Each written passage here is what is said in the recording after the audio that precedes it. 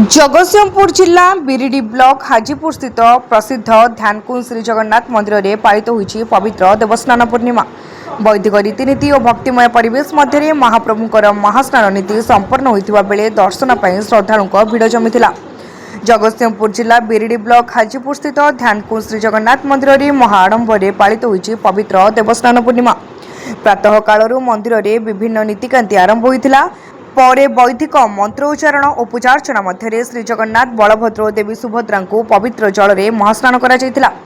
एही अवसर में मंदिर परिवेश को सुसज्जित करा जायतिबा बेले भजन कीर्तन और हरिनाम संकीर्तन में समग्र परिवेश भक्तिमय हो उठिला। देवस्नान पूर्णिमा अवसर में दूर दूरांतरु शह शह श्रद्धालु मंदिर को आसी महाप्रभुंकर दर्शन करने सह पूजार्चना करथिले। पारंपरिक रीतिनीति अनुसार देवस्नान पर महाप्रभुंकर अनवसर को जिबे। एहा परे नवयौवन दर्शन पर आसंता रथयात्रा रे भक्त मान को दर्शन देवे बोली परंपरा रही। भक्ति श्रद्धा और पारंपरिक रीतिनीति रे अनुष्ठित एही देवस्नान पूर्णिमा महोत्सव भक्त मानक मन में आध्यात्मिक उत्साह सृष्टि करिछि। जय जगन्नाथ। आज पवित्र देवस्नान पूर्णिमा। यही देवस्नान पूर्णिमा रे आम यही जो ध्यान को जगन्नाथ मंदिर जो प्रतिष्ठा करा जायछि एठी महासमारोह रे ए स्नान यात्रा करा जाए जमती पुरी टाइप आमर सेमती करा जाए। आमे जदियो पुरी बराबर नुह समास्कंद नुहे किंतु आमे चेष्टा करुचु तांकर जो अच्छी नीति नियम से अनुसार आम ये करुचु। माने भक्त मानकर प्रबल आग्रह अच्छी। आशा करुचु निश्चिंत ए वर्ष रथयात्रा बहुत लोक हेबे, बाहुड़ा बहुत लोक हेबे। तेणुक प्रभु को मु प्रार्थना करुच्ची जे ए वर्षर घोष यात्रा आनंद उत्सव सब पालन। आज सकाल 4:30 बेले द्वार फिटा होता तापरे अवकाश नीति होता मंगलार्पण करी ठाकुर को पहुंडी रे स्नान मंडप को अणाई।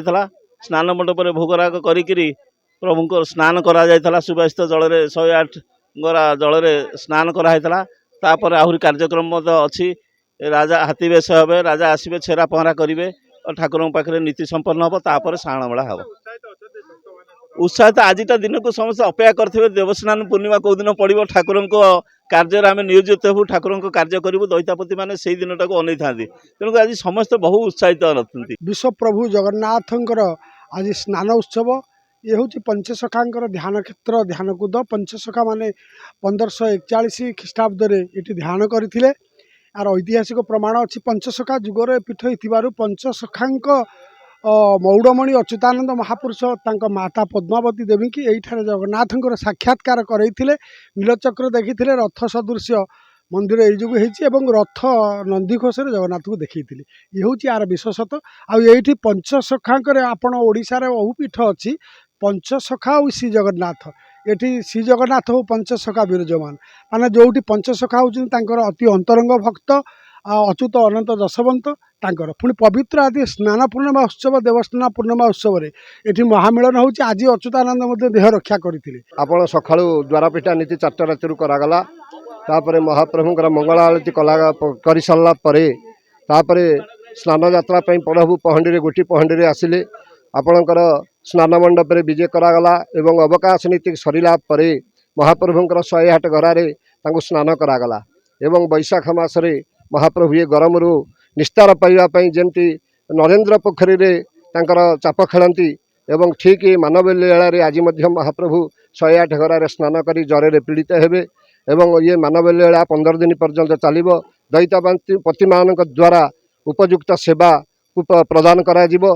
तापर नवजौवन बेश दर्शन सर्वसाधारण को दर्शन दे सारा महाप्रभु रथरूढ़ हे। हजार लक्षाधिक लोकों गहन पतित जन मान को उद्धार करने चतुर्बाहुरी चतुर्हस्त महाप्रभु आलिंगन मुद्रार समस्त को निमंत्रण करेंगे। 2 मसीह क्रमशः ये मंदिर है आज ये प्रकार लीला चली। चंदपुर बहुत भल भाव दर्शन हो।